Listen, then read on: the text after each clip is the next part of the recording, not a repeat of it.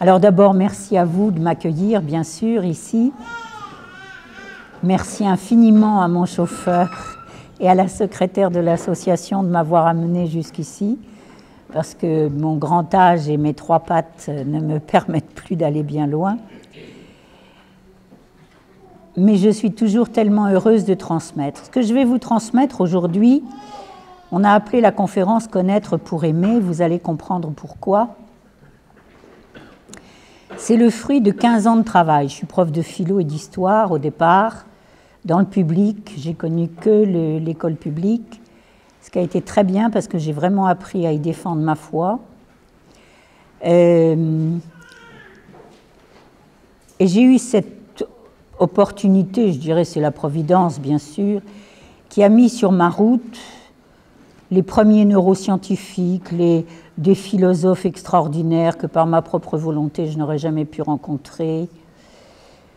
J'ai travaillé ensuite avec le professeur Lagarandrie, avec Tomatis pendant 17 ans, avec des gens absolument exceptionnels, et autant des penseurs que des scientifiques.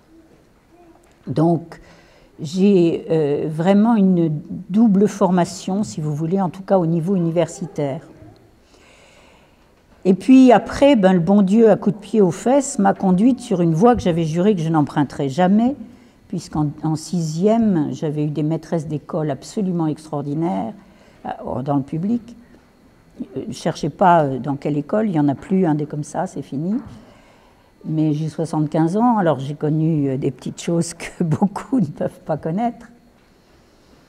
Et quand je suis arrivée au lycée, j'ai cru que j'entrais chez les fous.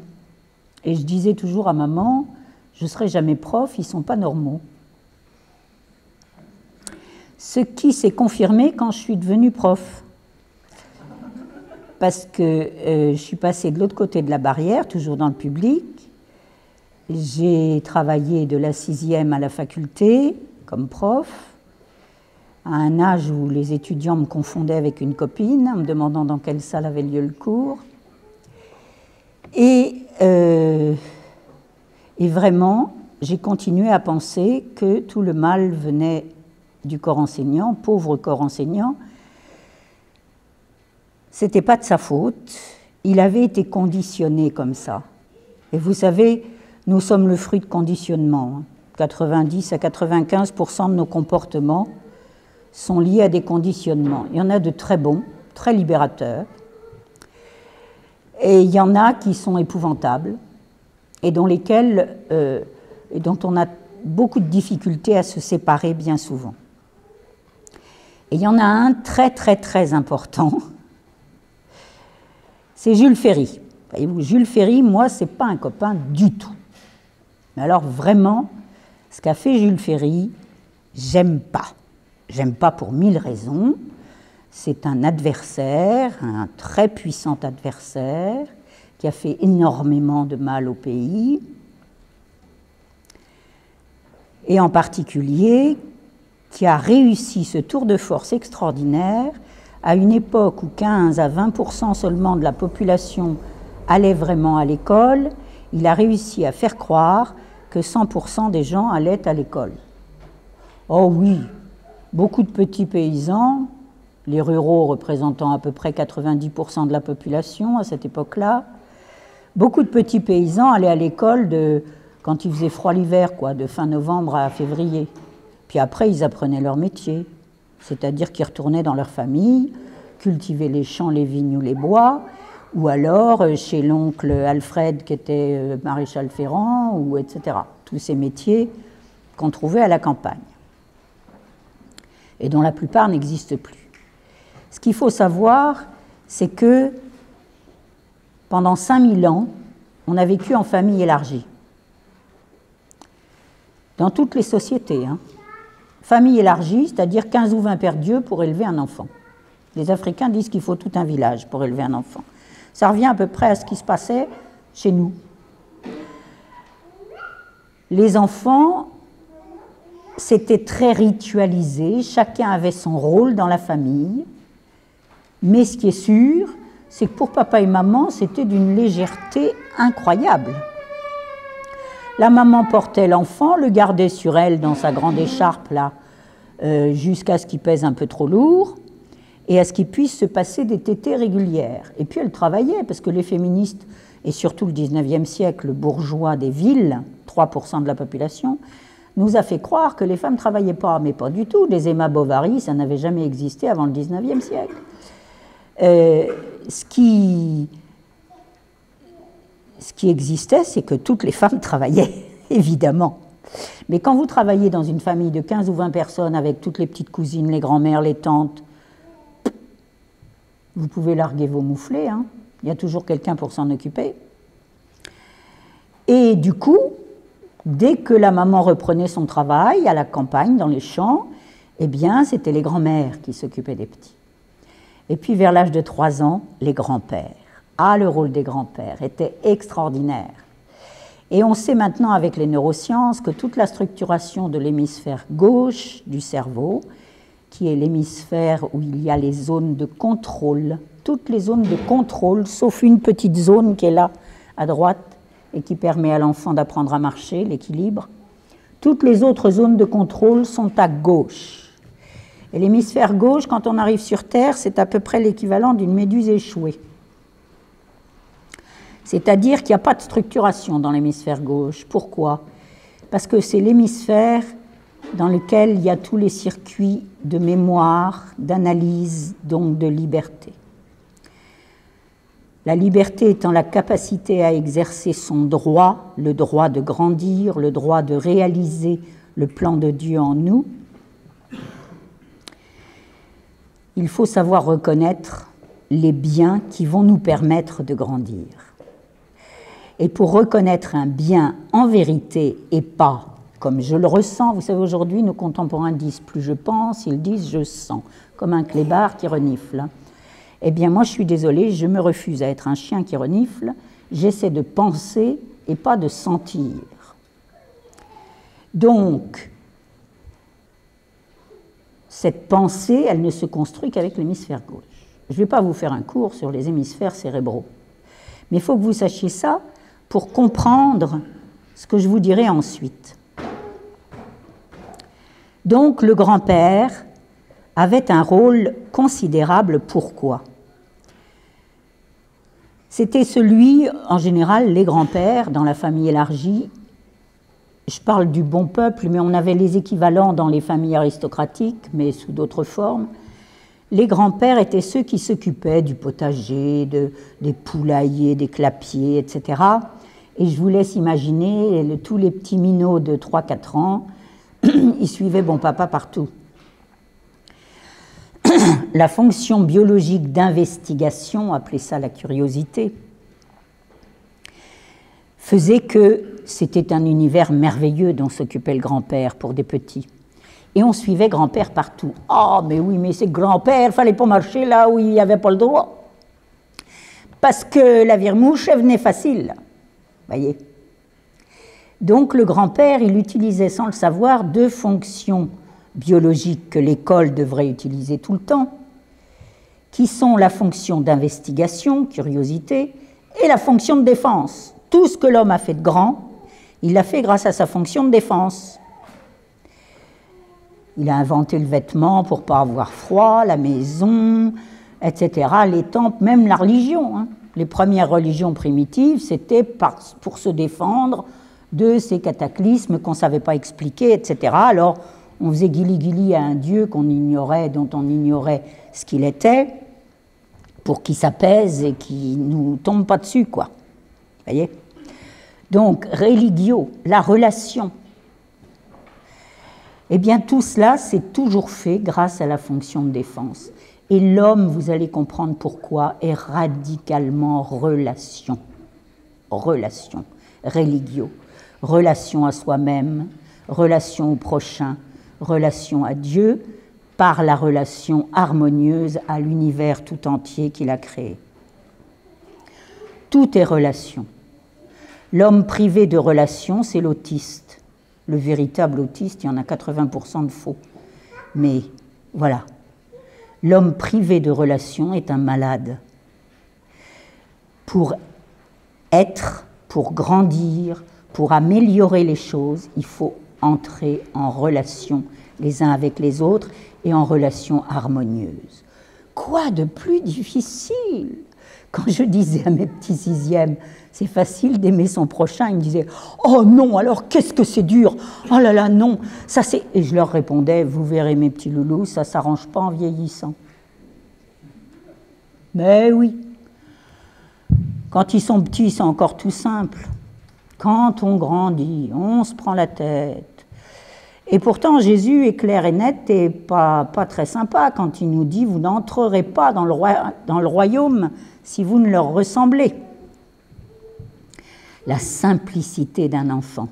Ah, il faut méditer là-dessus tous les jours, les adultes, pour ne pas devenir des vieux. Donc, ce cœur d'enfant, c'était ça ma question. Qu'est-ce que c'est ce cœur d'enfant? Qu'est-ce que c'est ce péché originel? Quelle forme a-t-il? On nous enseigne que c'est l'orgueil, mais non, un petit bébé comme ça n'est pas orgueilleux ni menteur. Absurde. L'orgueil n'est pas inné. Attention, il y a des microbes partout, hein. Mais ce n'est pas inné l'orgueil, ce n'est pas inné le mensonge. Donc j'avais observé ça, j'avais fait de la caractérologie beaucoup, mais je ne m'en servais pas, parce que je ne voulais pas coller d'étiquettes sur des gamins, et heureusement, parce qu'après que les neurosciences nous aient appris sur quoi reposait la caractérologie, je me suis dit, mon Dieu, heureusement que je n'ai jamais utilisé ça avec les jeunes. Pourtant, c'est très intéressant, vous allez voir, on va y revenir. Mais ça ne me satisfaisait pas, donc j'étais dans cette quête. Et puis j'ai un papa que j'adorais, mais qui a fait une terrible dépression nerveuse, très mystique, et qui passait son temps, je devais avoir 12 ans quand c'est arrivé, et le péché originel était devenu une obsession, quoi. On loupait une marche dans l'escalier, c'était le péché originel, enfin bref, il était obsédé par le péché originel. Et moi je trouvais que c'était faire beaucoup d'honneur au crato, dont je n'ai rien à secouer, qui ne m'intéresse pas, et plus on le méprise, et au fond, plus il nous fiche la paix, vous savez, il ne faut pas trop s'en occuper de lui. Avoir peur de lui, c'est encore lui faire beaucoup trop d'honneur.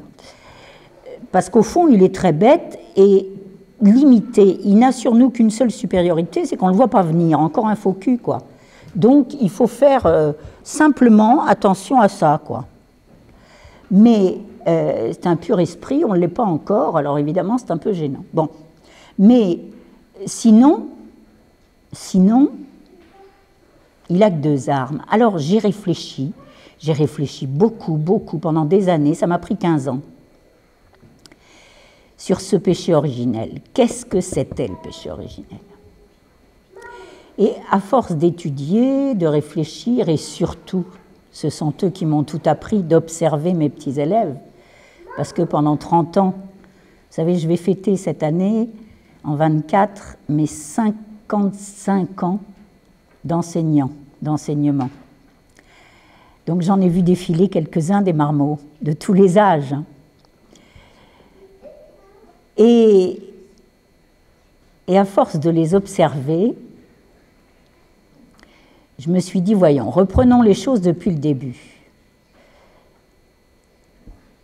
Dans l'Éden, Dieu charge Adam de gérer la terre, de développer son intérêt sensoriel, c'est-à-dire de transformer, d'être un artiste, comme notre Père du ciel, qui est un immense artiste. Et Adam dit à Dieu, bah oui, mais je vais faire ça pour qui, quoi? Moi, je veux bien bosser pour ça, mais pour qui je vais faire ça? Dieu est très content de sa création, il se dit, ça y est, je l'ai réussi. Il demande à aimer. Il demande à aimer. Il a créé l'homme à son image et à sa ressemblance. Or, Saint Jean nous dit, qui c'est Dieu? Dieu est amour. Pas amour comme que comprennent nos contemporains. Rien à voir. L'amour, saint Thomas d'Aquin le définit, et c'est très très juste et très vérifiable, c'est la volonté du bien. L'amour, c'est maman et papa qui se lèvent la nuit quand le bébé braille, ils en ont ni l'envie, ni rien du tout, et pourtant, ils se lèvent toutes les nuits, ils dorment mal, ils sont de mauvais poil, ils font des péchés, à cause de ce petit pirate qui, lui, aime l'amour, mais ne sait pas du tout aimer. Bien sûr, il n'y a que les mamans qui croient qu'un bébé, ça aime. Non, un bébé, ça vous bouffe. Alors, ça vous a boulotté déjà vos vitamines, vos sels minéraux, etc., pendant la grossesse, et ça continue à la sortie, ça vous bouffe vos nuits, vos machins, tout, bon. Ce sont des pirates, bien. Et ces pirates, il faut en faire quoi? Il faut qu'ils réalisent, qu'ils rendent réelle leur qualité d'enfant de Dieu. Or, si Dieu est amour, c'est-à-dire volonté parfaite, absolue, infinie, inimaginable pour nous, du bien, il faut que nous devenions amour. Nous naissons sans aimer, sans savoir aimer, et nous devons mourir en étant amour. Point.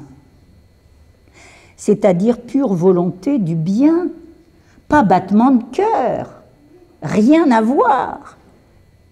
Mère Teresa, du jour où elle a obéi à Dieu, ou au moment où il lui dit « tu fais ça », elle le fait, elle n'éprouve plus un iota de sentiment. Elle est dans l'amour pur, Dieu le veut, je le fais. Dieu le veut, je le fais. Voilà. Voilà comment on se retrouve prof, enseignant des profs, alors qu'on a dit qu'on ne serait jamais prof. Dieu le veut, je le fais. C'est ça l'amour. Et l'exemple absolu, parfait et assez peu jouissif, je dois dire, de l'amour, c'est Jésus sur la croix quand même. Alors il faut reconnaître que côté sentiments et sensations, ça ne devait pas être terrible. Donc il faut être sérieux avec l'amour. L'amour, ce n'est pas un sentiment, c'est une volonté. Ça crée des sentiments. Ah oui, ça en suscite. Mais enfin, il ne faut pas confondre la cause et les conséquences. Alors au fond, nous sommes sur Terre pourquoi? Eh bien simplement pour apprendre à aimer du début à la fin. Nous arrivons assoiffés d'amour. Le bébé dévore sa maman, c'est son pot de confiture d'amour, sa maman. Le jour, la nuit, il s'en fiche de lui laisser les paquets dans ses couches, etc. Il n'a aucun respect pour elle, rien du tout, il la dévore. Et quand je demande à des tout-petits qui marchent à peine, « Mais tu me parles toujours de maman, mais c'est qui maman pour toi ?» Ils me répondent, « C'est moi. » Voilà, mesdames. Pour vos enfants, vous n'êtes pas une personne humaine, et c'est pour ça qu'il vous faut un mari qui soit d'abord « touche pas ma femme ». Défenseur de ma femme, c'est le père qui apprend à aimer à ses enfants, parce que l'amour de la maman est tellement inconditionnel que l'enfant n'a rien à faire pour le mériter, cet amour. Donc il faut qu'il y ait quelqu'un qui lui dise « Oh, oh, ta femme, c'est pas ta mère, c'est pas ton jouet. Elle est méchante, qu'est-ce que tu as dit à maman? Maman qui t'aime tellement. Maman qui fait ceci, qui fait cela, etc. pour toi. » Vous voyez? Très, très important la présence d'un homme. Et vous comprenez pourquoi nos jeunes vont si mal. Il y a combien de mamans toutes seules? Alors le bon Dieu a tout prévu, même nos pires âneries, évidemment. Donc il a permis que le père ne soit pas forcément le géniteur, figurez-vous. Ce n'est pas le fait d'être géniteur qui vous rend père. Je suis désolée, messieurs, excusez-moi. Alors c'est mieux parce qu'en général, si vous êtes le géniteur, normalement, vous aimez votre épouse. Donc vous allez pouvoir être témoin d'amour.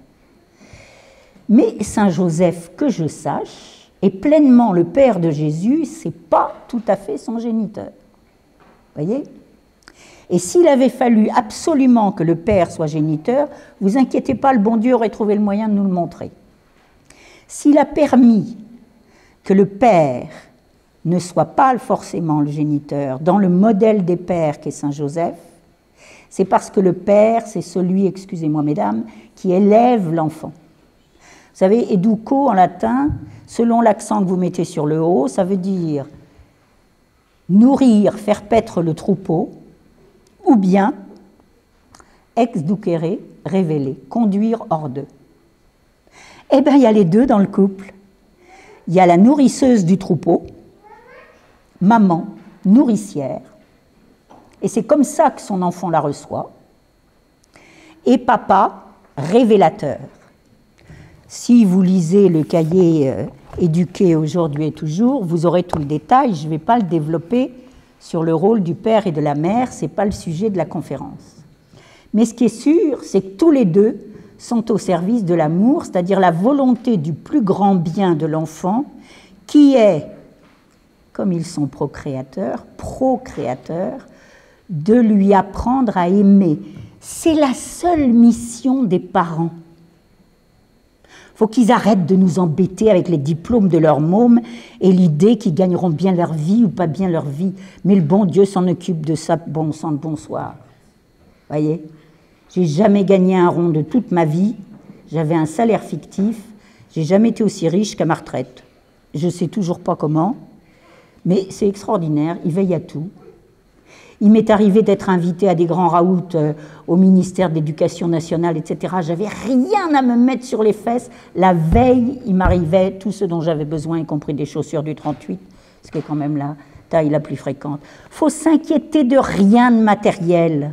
Vous voyez, tous les fondateurs d'écoles, là, foncez dans le tas. Vous n'avez jamais vu un grand fondateur prévoir les finances de son machin, jamais.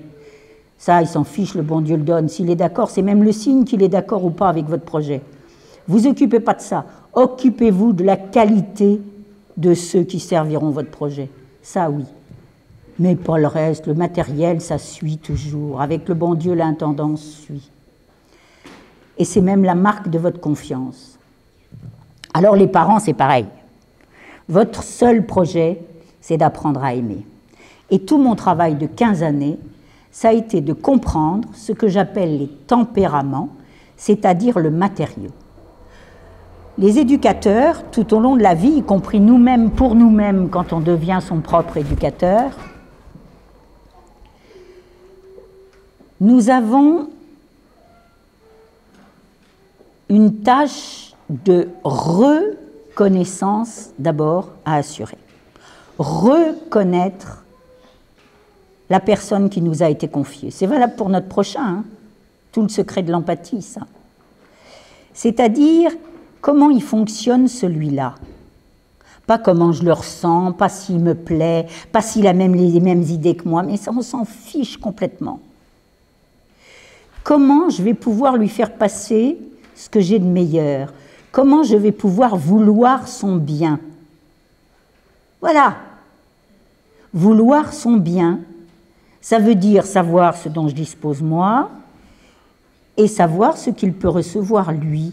Eh bien, vous êtes devant cet inconnu avec vos enfants. Tous ces petits-enfants, mesdames, que vous avez portés 9 mois, ce sont des inconnus. Vous ne savez pas du tout de quoi ils sont faits, ce que le bon Dieu a mis en eux. Leur caractère, bien sûr, c'est génétique, le caractère. Bien sûr, c'est lié au fonctionnement glandulaire, basique. Mais n'empêche, la Macédoine, pourquoi il ressemble à la tante machin, à l'oncle truc, à ma grand-mère et pas à moi? J'ai eu des parents qui me disaient comme ça, celui-là, on ne sait pas d'où il sort, il ressemble à personne. Si, il doit ressembler à une vieille cousine que vous ne connaissiez pas, et puis il y a des gènes, là, des chromosomes, paf, qui sont passés, qui ont sauté le truc.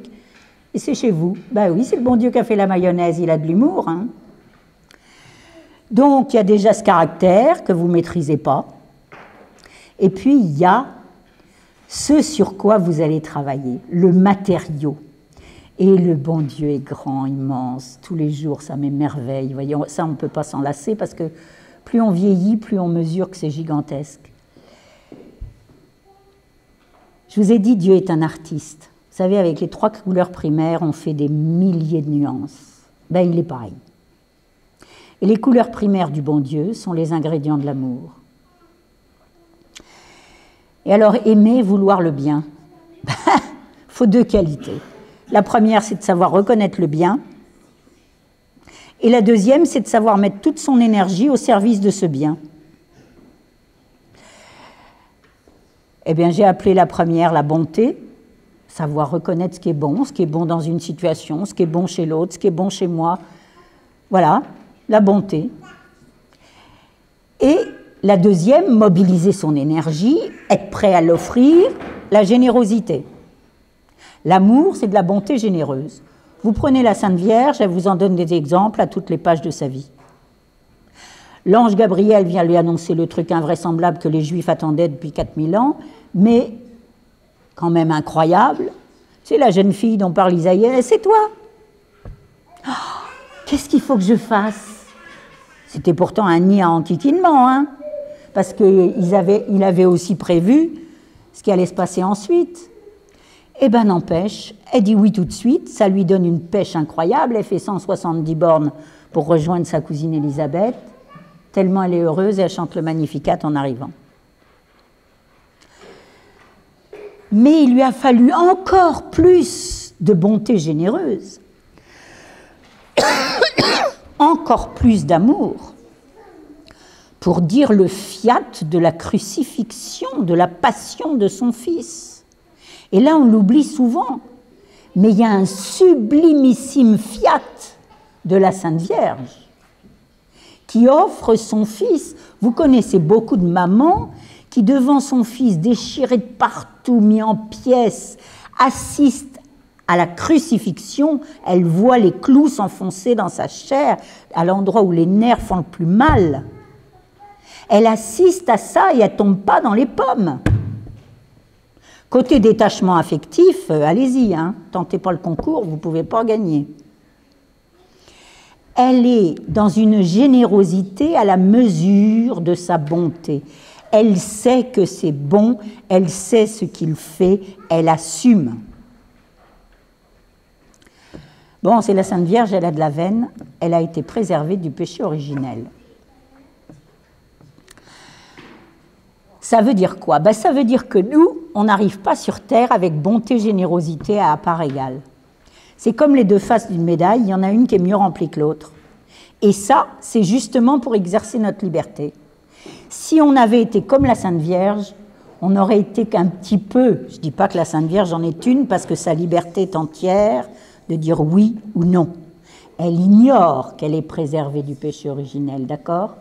Et c'est parce qu'elle l'ignore que sa liberté reste entière. Voyez?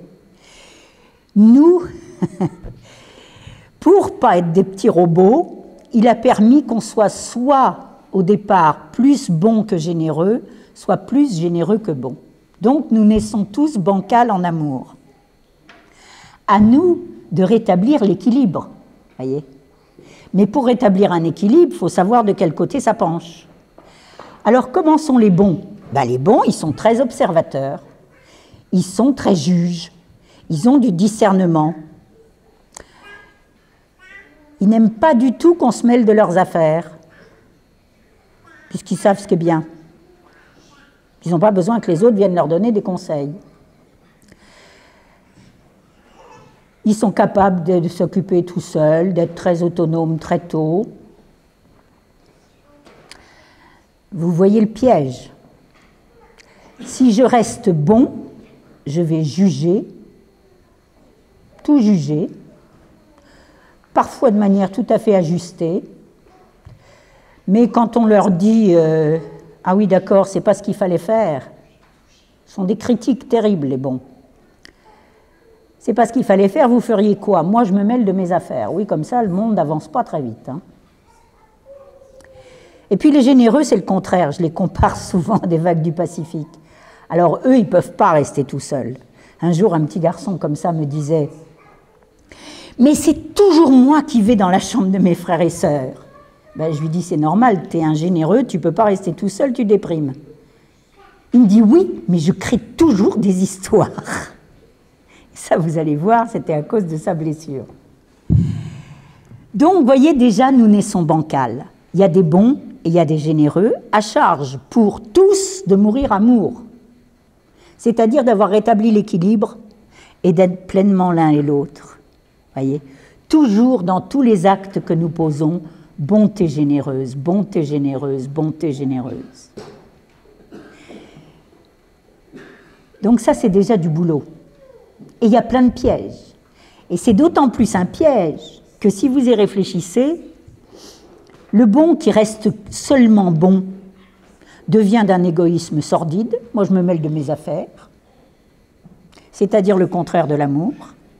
Et le généreux qui passe son temps à vouloir vous expliquer comment vous devez être heureux comme lui à sa façon, et pas comme les autres, et surtout pas comme vous-même. Il vous pourrit l'existence, les mamans redoutent les services des généreux. Maman, je t'ai fait une surprise. Ouh là là, mon Dieu, qu'est-ce que tu as été faire? J'ai rangé toute ta cuisine. Ah oui, d'accord, je ne retrouve plus rien. Bon, ou j'ai rangé la commode de ta chambre, il y avait un petit mouchoir qui dépassait. Oui, mais alors tu es allé y ranger mes petites culottes et mes soutifs. Enfin, qu'est-ce que c'est que cette histoire? Voyez. Et le généreux, oh là aussi, je repense à un petit généreux, 8 ans, je l'avais trouvé en larmes dans un escalier. Je lui ai dit, Vianney, qu'est-ce qui t'arrive? Je veux toujours faire plaisir à tout le monde et les autres qui ne veulent pas. Alors, je lui avais donné la recette. Comment grandir en amour? Eh bien, demande. Le bon qui est désemparé parce qu'il ne sait pas comment il faut faire, il est chez des gens, mais alors il ne connaît pas les habitudes de la famille, donc il n'ose pas ouvrir les placards, ça ne se fait pas, etc. Demande pour être généreux. Parce que votre bon, il peut vous rendre plein de services, mais à condition d'être sûr de ne pas se tromper. Donc, il n'a qu'à demander. Et le généreux, eh bien, demande avant. Demande si c'est ça. Et vous voyez, demander, c'est entrer en relation. Il n'y a pas d'amour sans relation ajustée. Ajuster la relation, la rendre juste.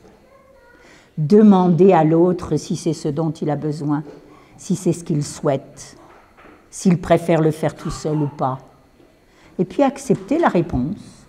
Relation ajustée. Donc voilà, ça c'est le programme. Allez-y, c'est facile, j'adore parce qu'avec le bon Dieu c'est toujours très simple.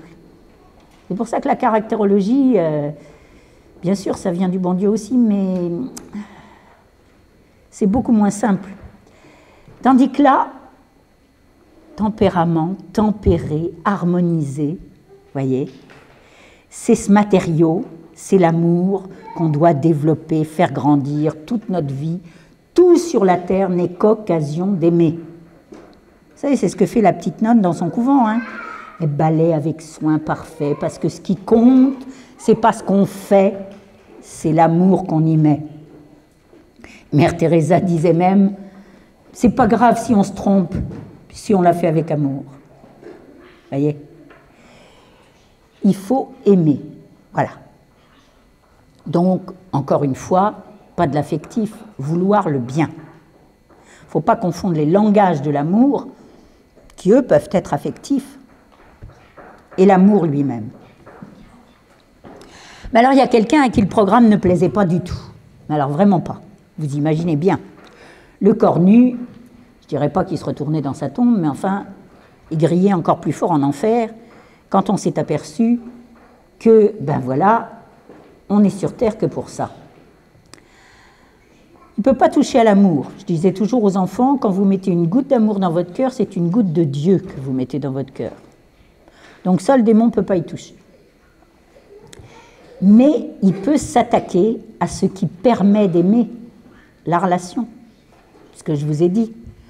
Vous construisez l'amour en mettant en relation la bonté et la générosité et en relation adaptée avec la situation dans laquelle vous vous trouvez. Il a tapé sur la relation. Et si vous réfléchissez bien, qu'est-ce qui se passe quand Ève dit à son mari, allez, on y va, à la femme toujours plus curieuse, heureusement pour les enfants, dont elle ignore tout, vaut mieux qu'elle soit un peu curieuse. Mais enfin, du coup, Ève, elle a un petit peu péché par excès, là. Et, allez, on peut y aller, on goûte, juste. Et au final, en écoutant le mensonge et la flatterie orgueilleuse, les deux armes du démon, qu'est-ce que Adam et Ève ont brisé? Ils ont brisé la relation d'amour par excellence qui s'appelle la confiance. Voyez. Elle était nécessaire, cette confiance, pour qu'il y ait amour. Dieu n'avait pas mis des flics à tous les coins de rue. Hein. Ils n'étaient pas surveillés. Toujours ce que je disais, on n'élève pas un enfant en le surveillant, on veille sur lui. C'est très différent. Eh bien, et ça, c'est pas seulement quand ils sont petits, hein. Les lycéens aussi, on peut veiller sur eux. Et notre prochain, quel que soit son âge, on va veiller sur lui. Donc, briser la relation de confiance. Et c'est ce que Dieu leur dit après. Vous avez fait confiance à un nouveau patron, ben suivez-le. Et ils partent avec armes et bagages parce que Dieu ne reprend pas ce qu'il a donné. Et nous nous retrouvons tous dans la panade, évidemment, depuis. Parce que le prince de ce monde, ben, ce n'est pas un copain, c'est quelqu'un qui cherche constamment à nous empêcher d'entrer en relation. C'est pour ça que ce que je déplore le plus chez les êtres humains, c'est la discorde. Là où il y a la discorde, il y a forcément le crateau pas loin. Il faut s'écouter, n'avoir aucune peur de s'écouter, de se comprendre. Ça ne veut pas dire d'être tous d'accord. Ça serait sinistre si on était tous d'accord. Ça veut dire prendre ce qu'il y a de bon partout, ça veut dire vouloir le bien tout le temps, en chaque occasion, à chaque instant, pour pouvoir être dans ce présent permanent que sera ce qu'on appelle l'éternité, qui n'est pas une durée, qui est un présent permanent. Alors qu'est-ce qu'il a fait, le démon? Il a brisé cette relation de confiance avec Dieu, et depuis, nous sommes dans la panade dès qu'il faut faire confiance. Or, sur Terre, nous avons 4 domaines dans lesquels il faut absolument cultiver la confiance si on veut pouvoir grandir en amour. Parce que sur Terre, eh bien, comme par hasard, diabolo, ça veut dire diviseur, tout est divisé, voyez. On doit constamment retravailler à l'unité, l'unification. C'est pour ça qu'il ne faut jamais avoir peur de son prochain, même quand c'est le pire des salauds. Il ne faut pas, parce que c'est dans l'unité. Alors vous me direz, quand il vous étrangle, quand il vous coupe les bras vivants, etc. Bon, d'accord, c'est plus difficile, mais enfin, après tout, ça s'appelle le martyre, pourquoi pas. Si le bon Dieu veut, c'est pas ce que je souhaite, hein, mais enfin, bon, parce qu'on ne sait jamais, il ne faut pas être présomptueux, hein. Mais au moins, en théorie, il faut se dire, bah, après tout, même celui-là, il a pardonné à ses bourreaux quand même du haut de la croix. Il en avait dégusté pourtant. Hein. Bon. Donc la relation jusqu'au bout. Voyez. Alors quels sont ces 4 domaines avec lesquels il faut absolument entrer en bonne relation? J'insiste sur le fait que nous ne sommes blessés dans la relation qu'à un seul de ces domaines. On peut dévaler l'escalier, d'accord. Mais au départ, on a un seul domaine de la relation qui est blessé. D'accord ? Quand on a un certain âge, même 15 ou 18 ans, c'est plus difficile parce que c'est chez les tout petits bruts de décoffrage que le matériau est tout neuf, donc on le voit très très bien, comme le nez au milieu de la figure. Et c'est pour ça que c'est très précieux pour les parents, pour les aider à éduquer les enfants et à ne pas confondre ce qui est blessure et péché. Si vous arrivez à l'hosto avec la jambe écrabouillée par un cinglé en moto et que l'infirmier vous dit « Ah, c'est dégoûtant, votre truc, vous ne pouvez pas faire attention », vous allez lui demander de changer de métier, n'est-ce pas? Eh bien, on fait ça très souvent avec nos enfants en les accusant de péché alors que c'est simplement une blessure. Alors écoutez bien ces 4 domaines. Le premier domaine que j'ai mis en avant, c'est soi-même, évidemment, puisque le bon Dieu nous dit qu'il faut aimer notre prochain comme nous-mêmes pour l'amour de Dieu.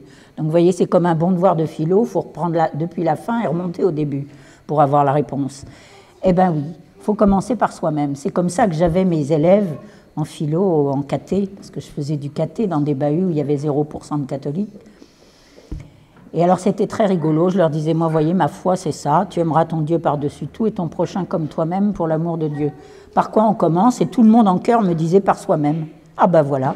Et c'est in the pocket, ils étaient fichus, parce qu'en commençant par soi-même, pour s'aimer soi-même, etc., il faut aimer le prochain et donc aimer Dieu, qui, à travers le prochain, m'offre un terrain d'exercice de l'amour.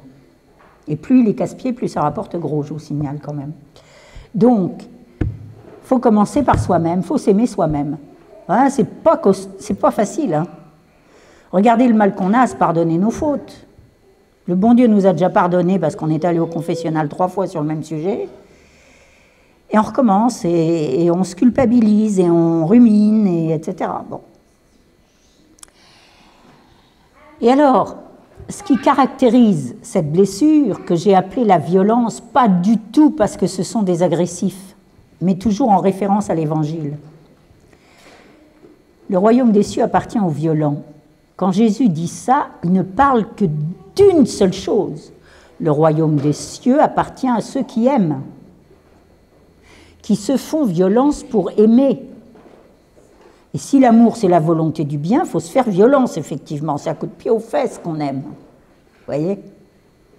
C'est pas parce que « Ah, ça me fait plaisir !» Ah ben là, t'aimes beaucoup moins déjà. Donc,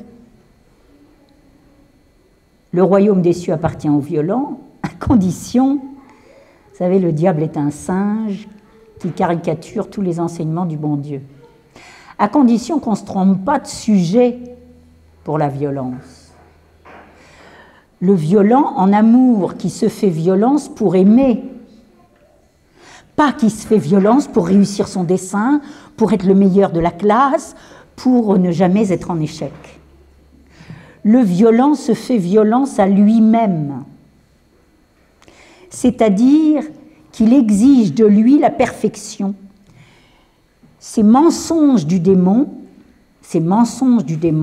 on sait très bien où ils se situent.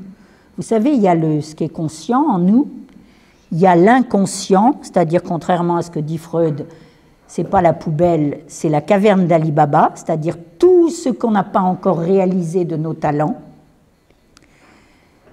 Donc l'inconscient, c'est très positif et les neurosciences le démontrent absolument aujourd'hui. Et puis, entre l'inconscient et le conscient, il y a ces conditionnements dont je vous ai parlé. Le seul conditionnement inné contre lequel vous pouvez que vous battre toute votre vie, en tout cas guérir, quand je dis se battre, ça veut dire guérir,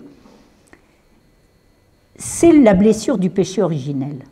Tous les autres conditionnements, tous les autres filtres, ils sont acquis. Alors, il y a le caractère, je devrais ajouter le caractère de manière innée, mais le reste, ce sont des conditionnements. On apprend à devenir propre, à savoir se manger tout seul sans s'en mettre partout, on apprend à s'habiller tout seul, on apprend, puis ce sont des conditionnements, on n'y réfléchit plus après. Hein. C'est automatique, ce sont des conditionnements qu'on appelle libérateurs. Et puis, il y a aussi des mauvaises habitudes, des conditionnements qui ne sont pas libérateurs. Mais le conditionnement primaire, le premier, c'est la blessure du péché originel. Et ce conditionnement, c'est un mensonge. On fonctionne dès la naissance avec un mensonge dans la tête. Alors moi, je mets des mots, le petit bébé, il ne met pas des mots, il subit des sentiments provoqués par ce filtre. Le mensonge du violent, c'est soit parfait en tout. Alors ils sont rigolos parce qu'on les reconnaît, ils déchirent tous leurs dessins parce que c'est jamais le bon. Je me souviens d'un petit garçon de 5 ans qui, devant moi, chiffonne tout son joli dessin qu'il venait de faire. Je lui dis, mais pourquoi tu fais ça? Il me dit, c'est pas le bon bleu. Je dis, mais ton ciel, il était bleu, il était très joli. Mais c'est pas le bon bleu. J'ai jamais su ce qu'était le bon bleu, mais c'était pas le bon bleu, le dessin était bon à mettre au panier. Donc, vous voyez, ils sont tout le temps dans cette exigence, cette auto-exigence de perfection. Ils gèrent très, très mal l'échec. Ils sont capables de faire des actes de lâcheté parce qu'on va contourner l'obstacle. « Ah, j'ai horreur du tennis. » Mais t'en as jamais fait du tennis. Oui, mais il a vu un copain se casser la figure, se relever les fesses toutes rouges, etc. Et il ne veut pas tenter le coup, risquer la même chose. Le ridicule, ça les tue, les violents. Donc, surtout pas. Et alors, le démon arrive. Le démon arrive avec son arme. Et pour le violent, c'est d'abord l'orgueil. Ah, mais on ne le voit pas venir celui-là. Parce que l'orgueil du violent, ça s'appelle le scrupule.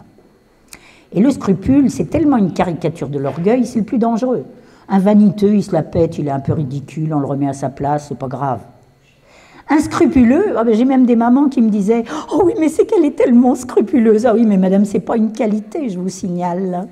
C'est la forme la plus pernicieuse de l'orgueil, le scrupule, parce que ça n'en a pas l'apparence. Donc c'est très dérapant, c'est très dangereux, le scrupule.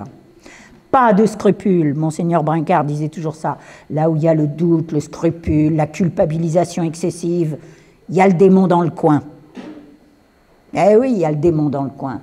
Parce que ça veut dire, je vais être parfait. Mais attends, la cause est désespérée, il n'y a que le bon Dieu qui est parfait. Alors, tu n'es même pas la peine d'essayer. Tu ne seras jamais parfait. Vous voyez cette caricature? N'empêche que les petits violents, alors selon qu'ils sont bons ou généreux, dominantes, ils ne vont pas avoir tout à fait les mêmes profils. Les bons, violents, sont capables d'être les poubelles de la cour de récréation, d'entendre les malheurs de tout le monde, d'écouter, d'être attentif à tout le monde, jusqu'à s'user la santé, hein, en excès. Les généreux, ils savent ce qui est parfait, alors ils l'imposent à tout le monde. Comme ils sont extravertis, et le bon est très introverti, le généreux est extraverti. Alors ils sont extravertis, ils savent ce qui est bon, donc tout le monde doit le faire. Ce sont des généraux en chef nés, hein, les généreux violents. Redoutables. Quand dans la cour de récré, vous avez des gamins qui disent « Ah, ben les commandeuses, cette fille, ah ben cherchez pas. Les commandeuses, c'est une généreuse violente. » Alors les généreux, ils sont moins en danger parce qu'ils sont plus casse-pieds, voilà pour tout dire. Alors comme ils sont plus casse-pieds, on leur fait remarquer et on les pousse à se guérir quand même un peu plus vite. Les bons sont tellement discrets, gardent pour eux, cultivent un orgueil intérieur très profond, très, très, très dangereux, très pernicieux. Donc je dis toujours, le remède pour le violent, c'est le compliment quand il a raté. Je dis aux profs, je vous en supplie, vos bons élèves sont très souvent des violents, des bons violents. Ils sont obéissants jusqu'à la caricature. Obéir, se mettre à l'écoute, ça ne veut pas dire le petit doigt sur la couture du pantalon. L'armée, c'est fait pour nous défendre en temps de guerre. Ce n'est pas la situation normale de l'être humain, l'armée, vous voyez. Donc, on n'est pas obligé d'avoir le petit doigt sur la couture du pantalon quand on obéit. Obéir, c'est se mettre sous l'écoute. Si je me mets bien sous l'écoute, c'est comme ça que je vais pouvoir contredire l'adversaire, voyez-vous. Je ne vais pas lui obéir. Je ne vais pas faire ce qu'il me demande. Donc, il ne faut pas tout confondre. Le violent, lui, il obéit. Il obéit parce que son souci majeur, c'est d'être comme il croit que tout le monde attend qu'il soit. Il a une capacité d'adaptation qui est totalement pernicieuse. « Maman, tu m'as préparé ma petite robe à fleurs, machin, je vais chez Madame Dupont. » Ben oui, mais non, je t'ai préparé ton jean et tes baskets, vous allez jouer dans le jardin. « Ah non, mais Madame Dupont, elle aime que les petites robes à fleurs, il me faut ma robe à fleurs. » La semaine suivante, elle va chez Madame Durand, qui elle n'aime que les jeans et les baskets. « Est-ce que tu m'as préparé ?» Et un jour, je me suis trouvée devant une petite fille dans cette situation. Je lui dis « Mais dis donc, toi, Caroline, tu aimes quoi? Les jeans baskets ou la petite robe à fleurs ?» Elle m'a regardée, mais comme si je lui avais posé la question la plus incongrue du siècle. Mais j'aime ce que les autres aiment et attendent de moi. Alors, bien sûr, ces enfants-là, oh, merveilleux, on dit, oh, il est sage, oh, lui, il est fait à la commission. Oui, ben faites attention. Parce que je suis désolée de vous dire, mais il n'y a personne qui arrive sur Terre parfait, quoi. La Sainte Vierge, c'est fini, il y en a eu une, il n'y en a pas deux. Donc, surtout, n'imaginez pas que votre gamin hyper sage, il est forcément sur un tapis roulant vers la sainteté. Pas du tout. Faites-lui un croche-patte et vous verrez comment il va réagir. Et alors, je dis aux profs, filez-leur un petit devoir un petit peu plus difficile qu'aux autres, là, pour qu'ils se cassent la figure au moins une fois dans leur vie. Allez-y, faites-les déraper. Et puis les papas et les mamans, surtout français, oh là là, ça fait hurler de rire les Allemands quand on leur raconte ça. Le père qui reçoit la feuille de notes, qu'est-ce que c'est que ce 8 en maths? Ben, papa, j'avais beaucoup de travail, j'avais le devoir d'histoire géo, t'as vu, j'ai eu 18. Alors, du coup, ben oui, c'est vrai, j'avais pas bien révisé ma leçon de maths. Ah non, mais le papa, il n'a pas vu d'abord le 18, il a d'abord vu le 8. Et pour faire progresser un être humain, il faut toujours s'appuyer sur ce qui est solide, c'est-à-dire ce qui est bon. Les Français, on a l'art de contempler ce qui ne va pas chez les copains. Vous voyez, c'est fantastique. Ça doit nous consoler de quelque chose, je pense. Mais c'est terrible, ça. Le petit violent que son papa accueille en disant « Wow, t'as raté ton devoir de maths, chouette, t'es normal ». Ah, le petit violent, il n'aime pas ça, hein, du tout. Mais son père lui rend un service formidable. « Mais tu feras mieux la prochaine fois. Bon, bah, tu vas la réviser, cette leçon que t'as ratée. » C'est pas grave de rater un devoir, chers parents. C'est pas grave, ça n'obère en rien votre paradis, ne vous inquiétez pas.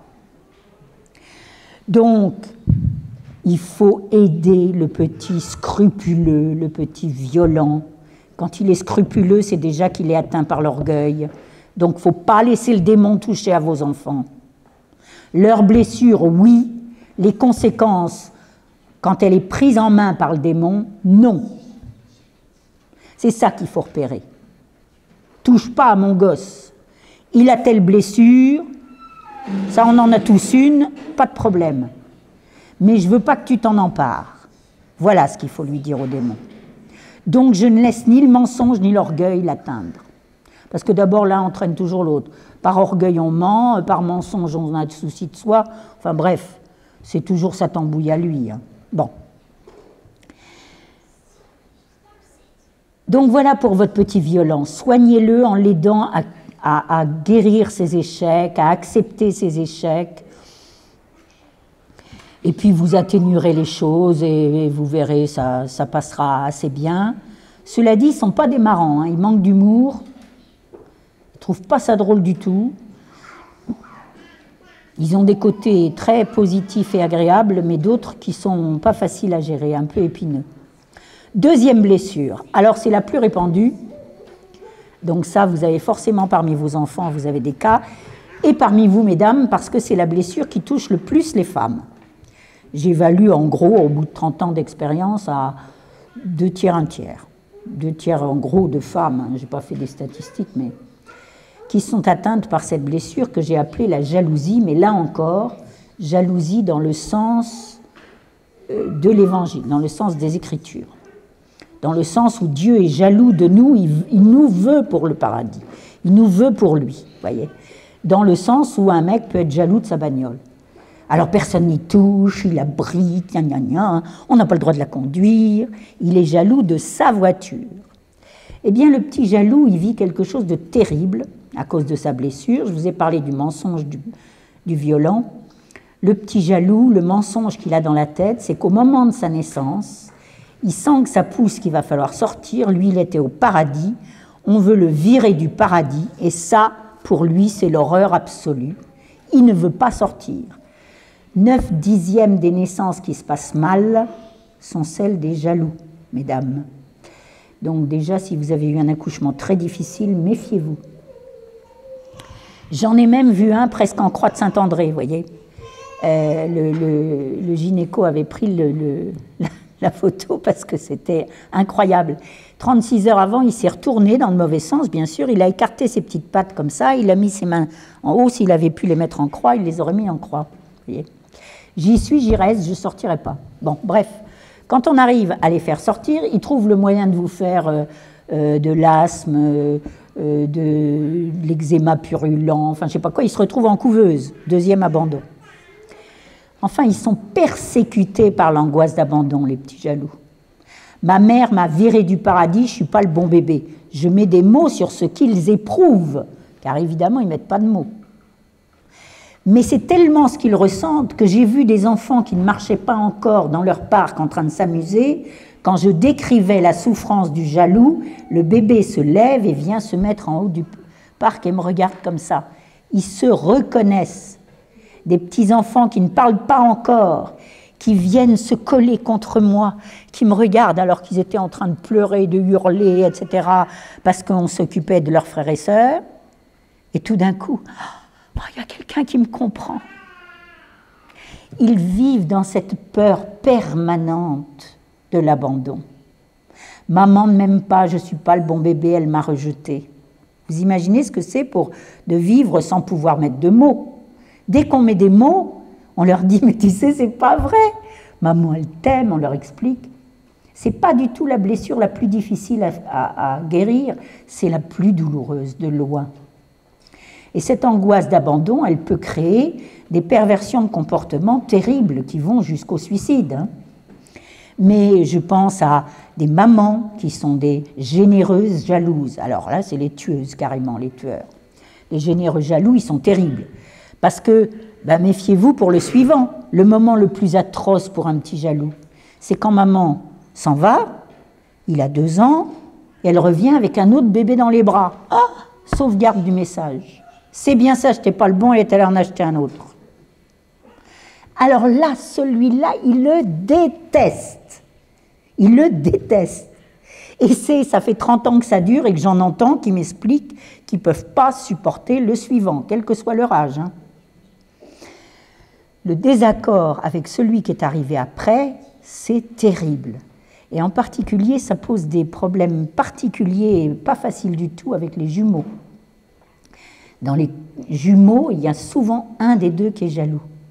Et là, il y a une ambiguïté de la relation qui est terrible. Parce que le jaloux, il a 2 façons de se défendre.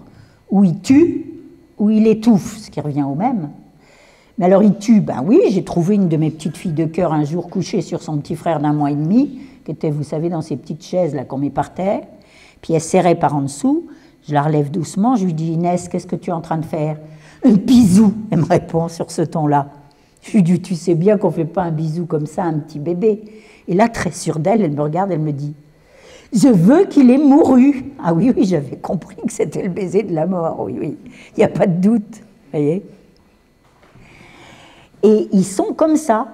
Alors au mieux, ils vous disent « Bon, ça fait longtemps qu'il est là le bébé, quand est-ce qu'il s'en va ?» Dégage.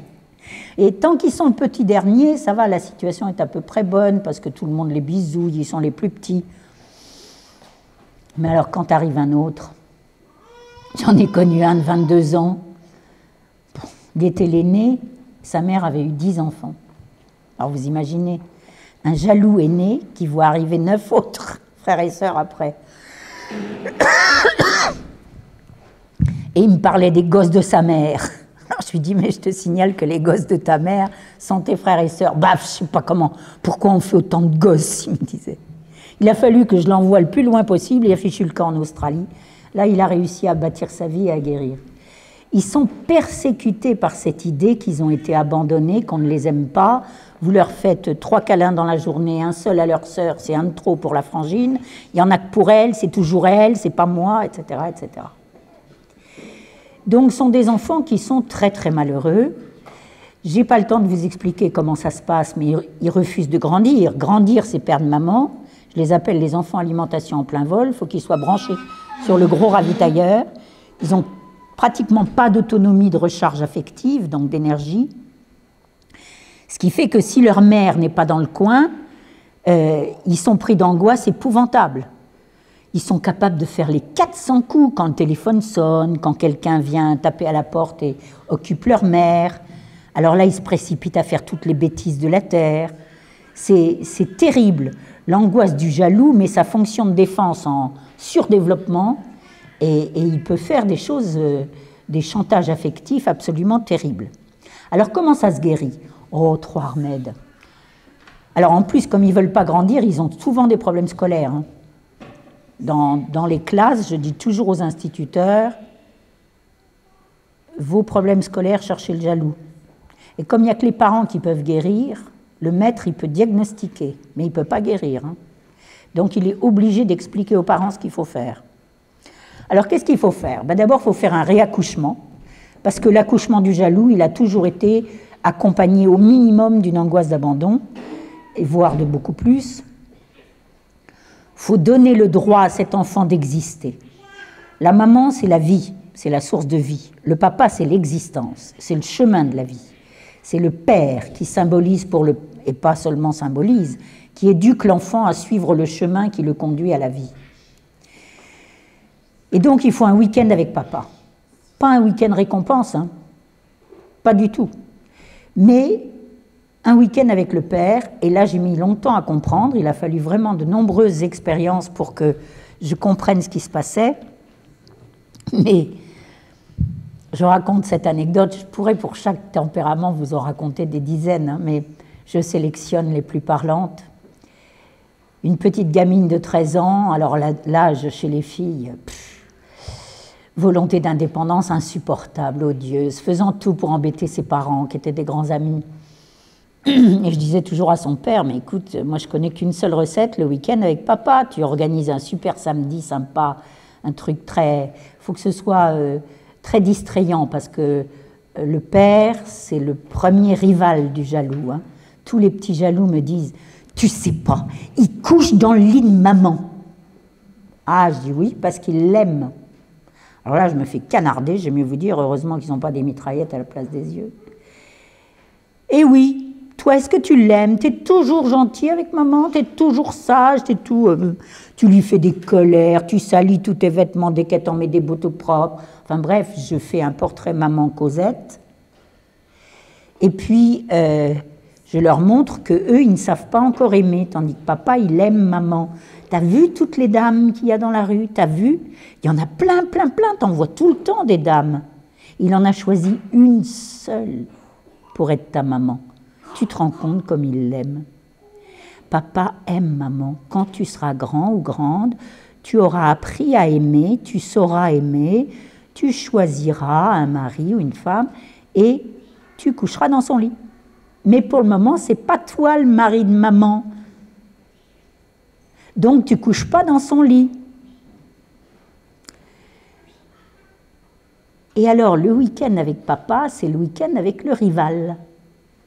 Donc, ma gamine de 13 ans, quand son père lui dit le samedi matin, prépare ton petit bagage, je t'emmène faire une balade. Elle se précipite voir sa mère, elle dit, quoi? Je ne vais pas passer un week-end avec lui gna gna gna. Enfin bref, le truc, la crise typique. Sa mère lui dit, tu nous pourris l'existence, t'as que des mauvais copains, tu rates tout à l'école, on ne sait pas par quelle boule prendre, ton père t'emmène te balader et tu trouves le moyen de râler, alors moi ça va me faire des vacances, fiche le camp, je ne veux plus te voir, etc. Bon. La mère, très bonne maman, coup de pied au cul, c'est ce qu'il faut dans ces cas-là. Le papa part avec sa gamine, il avait tout préparé, une petite croisière sur le Reims, des amis de l'Est, pas rien quand même, hein. Il avait préparé les vignobles, les châteaux, il connaissait tout ça, pour décrire ça à sa fillette charmante, qui lui tirait une tête comme ça. Et quand il commençait une explication, elle lui disait « Je m'en fiche, ça ne m'intéresse pas ». Enfin, vous imaginez quoi, l'ado de 13 ans, insupportable. Bien. Et filles en plus, elles sont souvent pires que les garçons. La femme, c'est ça, c'est tout miel ou tout... Hein. Et donc, c'est soit pire, soit meilleur. Il se passe quelque chose. Bon. Donc, tout le samedi après-midi, alors je l'avais prévenu, mon ami, je lui avais dit, je te préviens, elle va être odieuse, hein, mais tu restes très adulte, c'est pas toi qui vas me faire sortir de mes gonds, tout ça. Bon. Parce que les adultes sont très enfants, hein. Ils démarrent au quart de tour avec les gamins. Il ne faut jamais démarrer. Ce n'est pas ces petits gnards-là qui vont vous faire sortir de vos gonds. Vous gardez votre flegme entier. Et alors donc, mon ami tenait le coup parfait, continuait à faire ses descriptions dans le vide, en se faisant ramasser, etc. Nuit à l'hôtel, essentiel. Nuit à l'hôtel, le lendemain, la messe, et puis un dernier repas au restaurant. Et là, mon ami me dit, j'ai pas pu en placer une, je ne sais pas ce qu'elle a eu le temps d'avaler. C'était les chutes du Niagara. Elle s'est mise à me parler de moi, à me raconter tout, sa vie, ses copains, ses envies, tout. Il m'a dit, ça n'a pas arrêté. Je faisais, ah, oh, bon, ah. Il ne pouvait pas en placer une. Et elle est rentrée à la maison, elle s'est précipitée sur sa mère, elle lui a dit « C'était génial! Jamais j'aurais cru que je pourrais dire tout ça, papa. » Et 3 mois plus tard, elle était en tête de classe, elle avait liquidé les mauvais copains, etc. Je peux vous dire, elle est mariée, mère de famille, ça va très très bien. Vous voyez? C'est fou ce week-end a comme impact sur les enfants. Un week-end avec papa. C'est pas trop difficile quand même. Deuxième chose, sont des enfants qui n'ont pas d'autonomie de recharge affective, c'est-à-dire qui ne se rechargent pas en énergie normalement. Et du coup, ils ont plus besoin de passer au poste à amour. Je les appelle les enfants alimentation en plein vol, vous voyez ce que je veux dire? Il faut qu'ils soient branchés sur le gros ravitailleur, et le gros ravitailleur en amour tendresse, en amour affectif, en amour énergie, c'est qui? C'est maman. Là, désolé, papa, c'est pas ton boulot, c'est celui de maman. Maman, c'est, voilà, bébé qui s'endort collé contre elle, il se recharge plus qu'en avalant son biberon, vous voyez, en énergie. Et donc, ben, ils ont besoin de moments privilégiés avec leur maman. Voilà. Alors, c'est pas compliqué, hein, le samedi, vous les emmenez faire les courses avec vous, pourvu qu'ils soient seuls avec vous. Alors, si vous avez 8 enfants, dont 5 jaloux, il va falloir vous organiser. Bon, d'accord. Ben, vous irez faire la moitié des courses le matin, la moitié l'après-midi, ça vous en fait déjà 2 casés, etc. Mais il faut des moments privilégiés avec vos jaloux. Et puis à la fin des courses, alors ils ont poussé le caddie pour vous aider, et puis on s'arrête prendre un petit jus d'orange avec un croissant ou je sais pas quoi, et on papote, et alors là, dynamisme pour la semaine.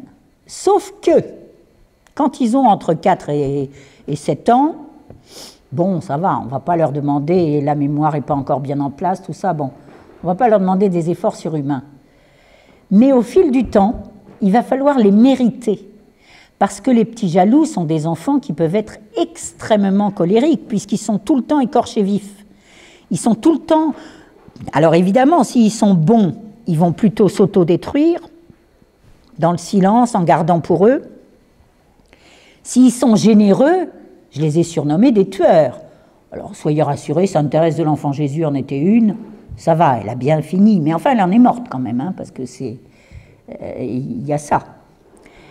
Le jour où le bon Dieu lui a coupé les vivres, elle s'est mise à étouffer et elle a fini par en mourir. Ouais.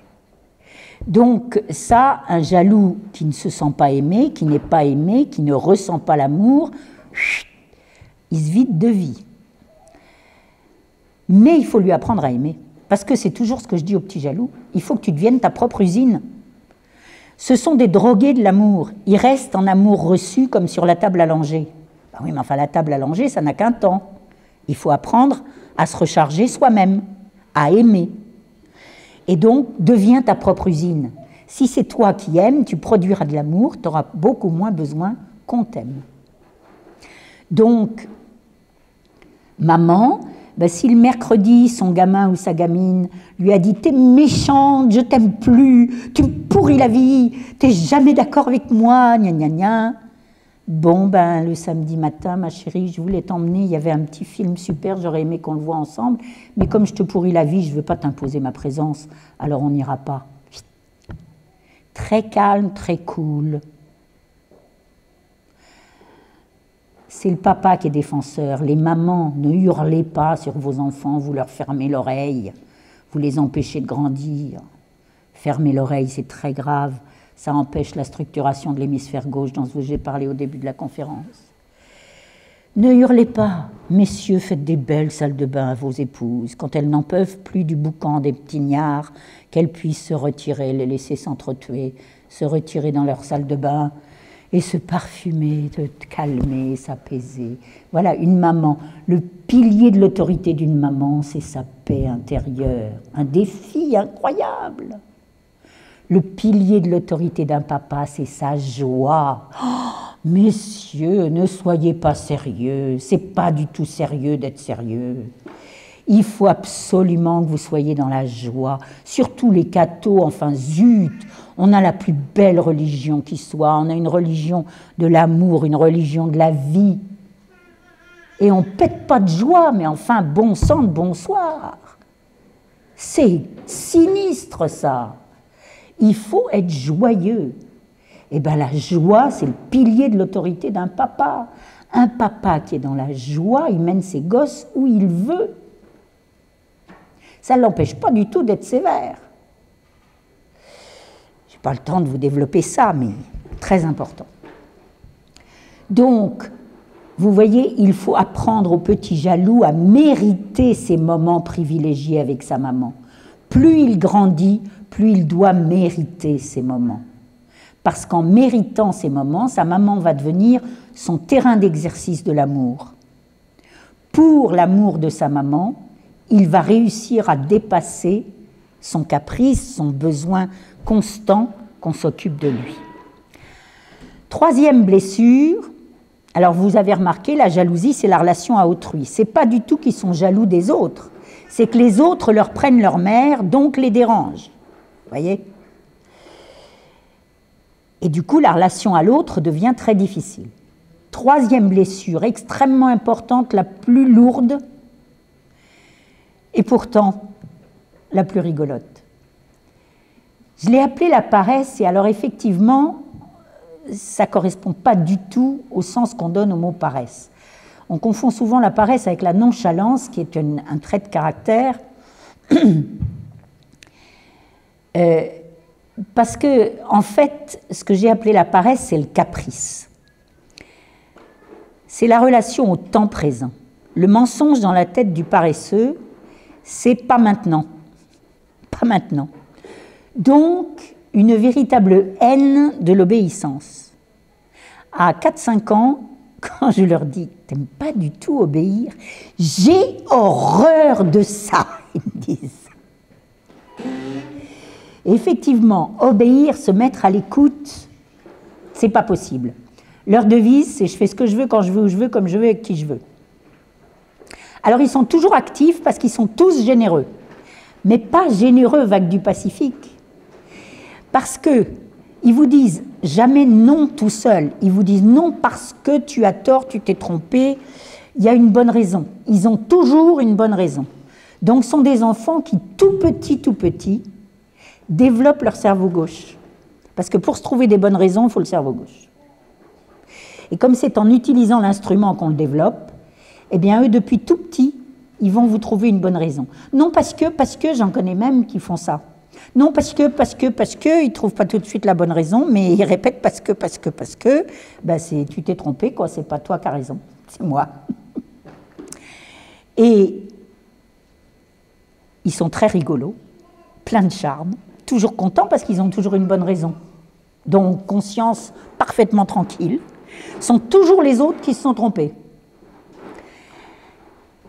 Ça fait des gens pleins d'humour, très joyeux, mais alors ingérables.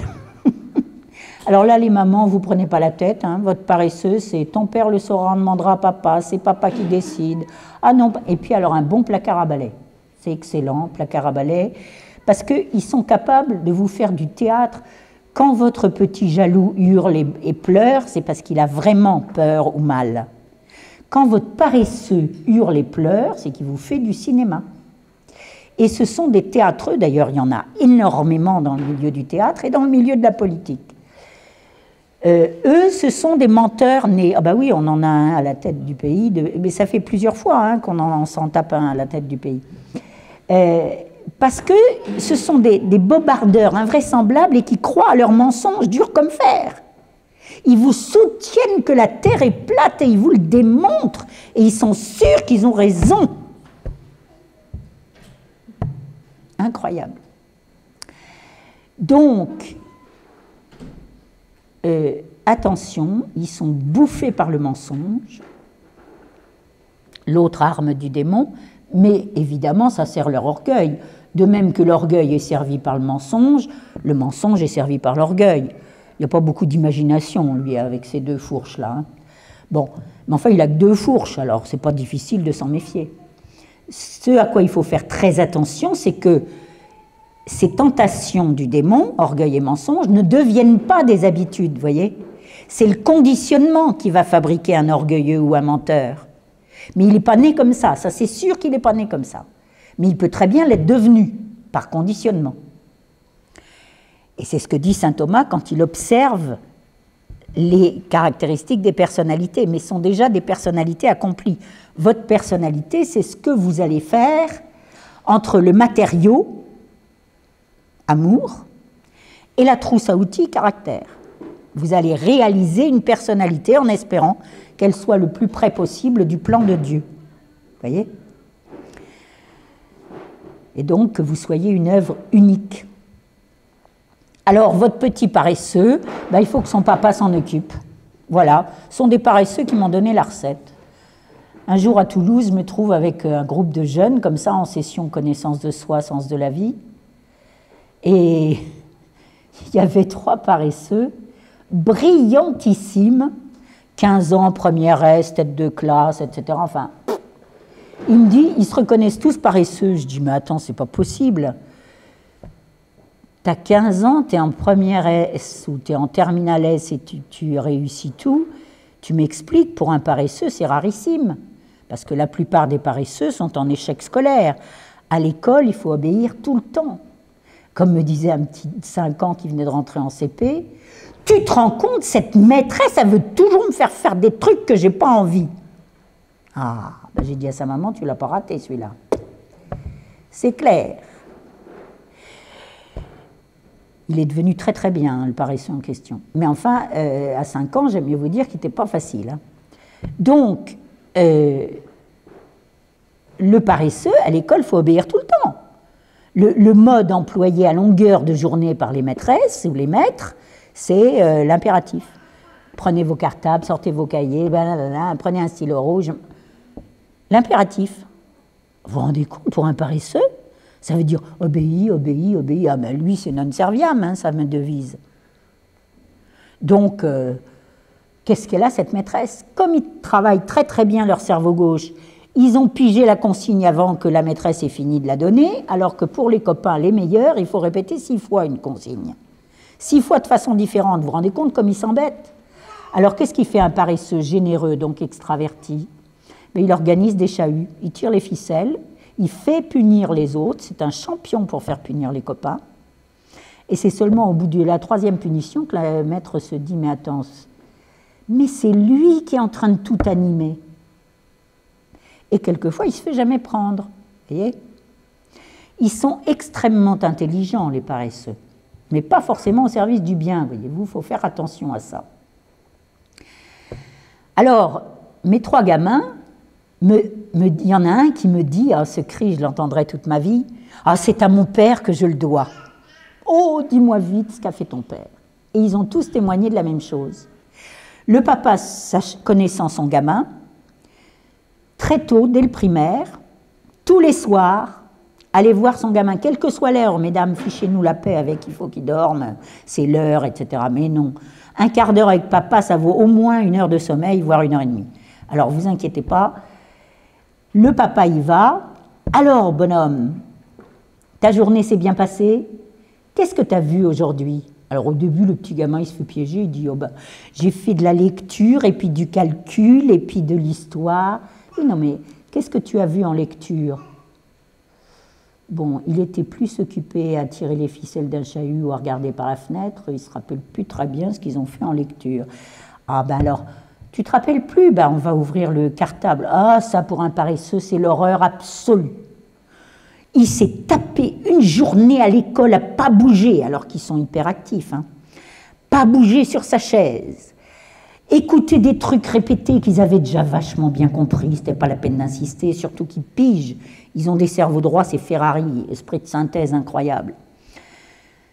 Ils pigent tout, il faut recommencer le soir à la maison, alors ça c'est l'horreur absolue, surtout pas. Et le papa sort le livre, tu te rappelles plus, mais regarde. Ah oui, c'était ça, d'accord, alors vas-y, lis. Alors on va étudier, etc.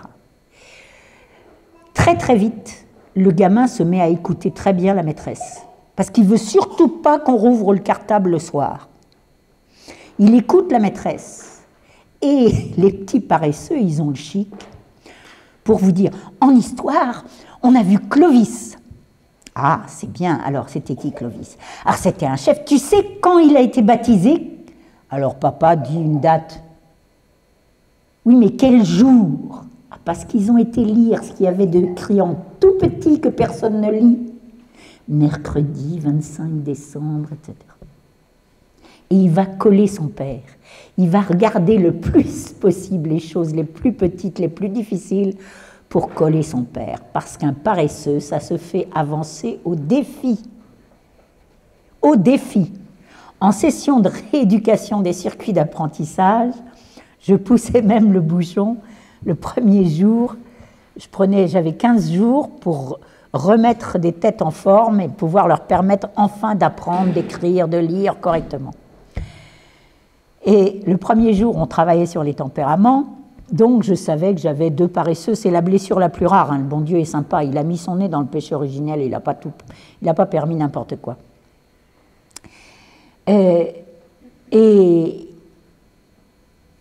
J'avais 2 paresseux.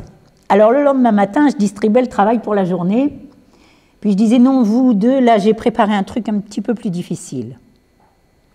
Je distribuais les trucs, puis tout d'un coup je m'arrêtais, je disais mince, vous êtes en quelle classe déjà? En 5e? Oh, mais alors vous n'avez pas étudié telle chose? Ben oui, mais on peut regarder. Ah ben non, si vous ne l'avez pas étudié, vous n'allez pas pouvoir répondre. Oui, mais juste on regarde. J'étais sûre qu'ils faisaient tout le boulot. Même pas cap. Vous les élevez avec même pas cap. Pour n'importe quoi. Mais il n'y a que le papa, la maman ne peut pas défier ses enfants. C'est le papa. Tu verras ça avec ton père. Oh, tu fais trop de bruit, placard à balai, piouf. Et c'est papa qui décide. Voyez. Parce que ce sont des gens qui ont besoin d'être les chefs. Je les appelle des soleils, vous voyez, il faut que les planètes tournent autour. Il faut que ça rayonne, il faut que ça tourne. Ce sont des chefs tout à fait dans l'âme. Pas d'état d'âme, puisqu'ils ont toujours raison. Ils peuvent être très très brillants quand on leur apprend à aimer. Vous en avez plein les ONG. Ils sont capables de devenir des saints immenses, modèles de paresseux. Ça, c'est pour vous encourager. Saint Ignace de Loyola, Charles de Foucault, Jean Bosco, Saint Jean Bosco, modèle de paresseux, mais dont la vie a permis très très tôt que tous les mauvais aspects du paresseux soient tenus en laisse. Voyez ? Mais il a été élevé par des hommes, Saint Jean Bosco. Il n'y avait pas de femmes dans l'entourage à partir de 7-8 ans. Et pourquoi? Parce qu'il avait une mère qui devrait être canonisée depuis longtemps.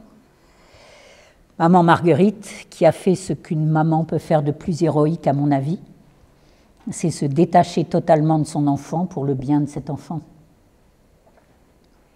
Elle a renoncé au joyeux luron, parce que c'était un joyeux luron, Saint Jean Bosco petit. Il avait un culot pour faire prier les copains, c'était pour le bien. Mais qu'est-ce qu'il était rigolo! Qu'est-ce qu'il était rigolo! Il adorait ça, faire le pitre. Eh bien, elle s'est détachée de cet enfant merveilleux pour le protéger du frère aîné, qui était, lui, certainement un généreux jaloux terrible, et qui persécutait le petit frère, mais dont elle avait besoin pour la ferme. Elle s'est séparée de cet enfant, et elle l'a confié à des prêtres, à un prêtre en particulier. Ça c'est l'héroïsme d'une maman, ça c'est de l'amour, voyez, ça c'est de l'amour. Alors méfiez-vous, parce que, vous savez, pour travailler sur les blessures, sur la blessure de notre enfant, pour le faire grandir en amour, il faut d'abord faire le point sur soi-même, repenser à ce qu'on était petit, et puis vérifier qu'on n'est pas une jalouse qui trouve dans le bébé, qu'elle serre dans ses bras, une consolation à l'absence de sa propre mère. Ce transfert affectif sur l'enfant, c'est très fréquent chez les femmes jalouses. Guérissez votre blessure. Guérissez votre blessure. On a toute la vie pour ça, on a toute l'existence pour ça, mais c'est le seul travail intéressant sur nous-mêmes. Guérir notre blessure, parce que c'est elle qui nous fait louper les marches, c'est elle qui nous met à la merci du démon.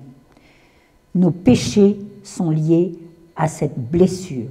Soignez la blessure. Vous verrez, les choses seront beaucoup plus faciles. Et puis, dernière blessure, mais celle-là, elle va vite parce que c'est la plus facile à guérir, et il n'y a que les garçons qui l'ont. Les femmes en ont été protégées, parce que si certaines femmes avaient eu cette blessure, elles n'auraient probablement pas pu enfanter. C'est ce que j'ai appelé la lâcheté. Je ne l'ai pas appelé la peur, parce que toutes les blessures créent la peur. Je l'ai appelé la lâcheté. La lâcheté, c'est la peur de l'événement. Vous voyez, la peur de soi-même, la peur des autres, la peur du temps présent, pas maintenant, le temps présent, qui est le temps de l'éternité, et la peur de l'événement. Il faut être en bonne relation avec ces 4 choses-là. Eh bien, à chaque fois, la peur nous en détourne et exprime notre blessure. Et alors la lâcheté, au fond, c'est le conformisme. C'est le conformisme, c'est s'enfermer dans « j'ai décidé, j'ai organisé, j'ai fait, rien ne doit perturber mon programme ». Ça se manifeste petit, dès le berceau. Le bébé a peur de tout. La première fois que vous mettez l'aspirateur, il se met à hurler. La perceuse de papa, j'en parle pas. Une mouche, j'ai connu un petit lâche comme ça, qui était terrorisé par les mouches. Quand il a pu parler, on lui disait « Mais enfin Jean, pourquoi tu as si peur des mouches? Ça fait du bruit. » Alors le bruit des mouches était insupportable pour lui. Donc ils ont peur de tout, ils ont peur de ce qui est nouveau, etc. Évidemment, les mamans repèrent les choses très très tôt. Et très naturellement, elles disent à leur mari « Oh, tu devrais l'emmener à la piscine, il a peur de tout, le frère aîné a bougé sa chaise haute de place, ça a été un drame, il ne pouvait plus digérer, il a besoin tout le temps des habitudes, des rites, il faut que les choses soient toujours à leur même place, etc. » Enfin bref, un formalisme absolument emprisonnant. Emmène-le à la piscine. En général, ça commence par la piscine. Le petit part avec papa. Et vous savez, pour un enfant, papa, c'est la force. Ils le disent. Ils disent jamais maman, c'est la plus forte. Non, maman est la plus belle. Ça, toujours, maman, c'est la plus belle. Mais papa, c'est le plus fort. Il fait 1,55 m et 37 kg. C'est le plus fort. Vous voyez? Bon. Papa, c'est le plus fort. Papa, c'est la protection. Papa, c'est la paix. Papa, c'est la joie. Donc, je vais avec papa avec la piscine, j'ai une peur horrible, mais du haut du bord du petit bain, je saute dans les bras de papa, et puis à force d'y aller tous les samedis avec mon papa, 2 heures merveilleuses que je passe avec mon papa chéri, j'ai peur, mais je prends goût à cette peur, et un beau jour, je finis par faire des pirouettes du haut du grand plongeoir. Pour épater papa, parce que comme papa c'est celui qui valide, tous les enfants ont toujours besoin d'épater leur papa. Maman, on s'en fiche. Maman, plus je suis cul-de-jatte, malade, etc., plus elle m'aime. J'ai pas besoin de l'épater. Tandis que papa, il faut qu'il me valide. Il faut qu'il valide quelque chose de positif. Et alors là, papa intelligent, j'ai 12 ans, 11 ans, dit « Samedi prochain, on va changer, je t'emmènerai faire autre chose. » Il l'emmène faire du cheval, ou faire de la varap, ou faire un truc plus. Résultat des courses, et ce sera l'anecdote finale. Je me trouve un jour à la table de 6 officiers supérieurs à Metz, dont le commandant de la place, qui était général, mari d'une de mes anciennes élèves. Il m'avait invité pour parler des tempéraments, je parle des tempéraments, j'étais évidemment à la droite du général, une armoire à glace baraquée et tout. J'arrive au lâche et il fait « Oh !» d'immense, pour une fois que je suis à la table de colonels, généraux, machin, le général qui m'invite se trouve lâche, c'est quand même gênant. Le colonel en face qui fait sur les 6 officiers, 5 se sont reconnus lâches. Et le général de me dire « Mais tu sais, dans l'armée, c'en est plein, ces gars-là !» Oui, mon général, d'accord. Mais alors, tu vois notre père. Et ils m'ont tous parlé de leur père, et du sport, et du dépassement que le papa avait cultivé chez eux et tout. Et il me dit « Tu comprends, à l'armée, quand on a le courage physique, mais le conformisme, on a tout ce qu'il faut, même l'uniforme. » Vous voyez ? Et ça explique pourquoi, effectivement, il y a beaucoup d'anciens lâches, parce que tous ces gars-là, ils revenaient d'Afghanistan, vous voyez. L'Afghanistan, c'était quand même pas une partie de rigolade. Eh ben oui, mais ils avaient appris à maîtriser totalement leurs blessures grâce à leur papa. Le père est en première ligne, c'est le grand thérapeute de la blessure du péché originel, le père. Voyez ? La maman est nourricière toujours, y compris de son mari, hein, je vous signale, mesdames. Ben oui, parce que j'en ai plein qui me disent, moi j'ai pas 4 enfants, j'en ai 5 en parlant de leur mari. Mais c'est normal. Bon. Elle a été créée pour lui, il faut qu'elle lui donne à bouffer, quoi, c'est clair, c'est simple. Donc, les papas sont les grands thérapeutes de la blessure du péché originel.